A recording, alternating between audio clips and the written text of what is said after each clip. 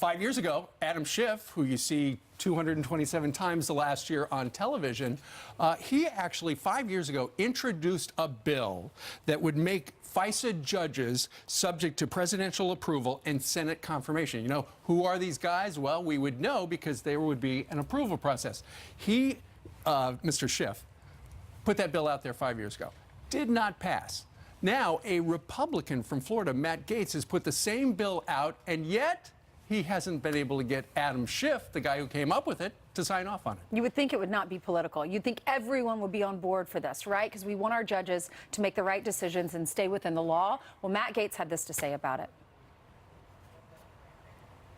It seems odd, Tucker, that when Barack Obama was president, Democrats wanted to give the president more power to work with the Senate to get members of the FISA court that aren't part of the D.C. swamp, but that come from all over America and have the opportunity to represent the values that Americans hold dear regarding their liberties. I didn't change one comma in Adam Schiff's bill. I refiled it because I think that Republicans and Democrats are going to be in power in the future, and if there are bipartisan ideas that would have more transparency and more oversight and protect our civil liberties, I think we ought to work together rather than working separately. So did he send you a thankful text when you did that? You know, I asked for him to co-sponsor it, and I just haven't heard back yet. Maybe he will. He's in an extremely tough spot. I mean, they didn't change anything about it. And Adam Schiff was, to his credit, was one of the few little bit critical of President Obama foreign policy when he was on this committee. So now that he has been the #1, I guess, challenger to the president, who the president called on, who went back and forth with the president over the weekend on Twitter about what this stuff means. Why don't we just get these transcripts? The New York Times wants these transcripts.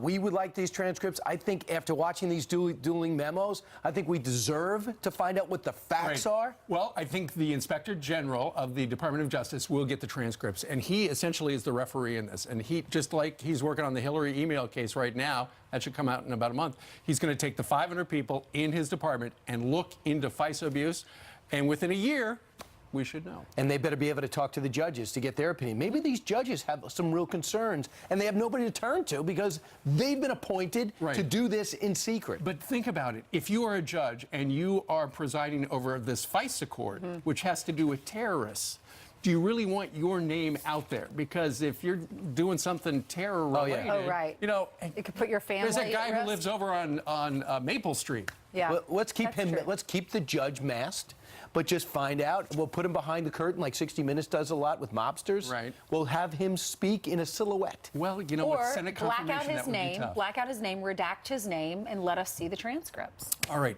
Meanwhile,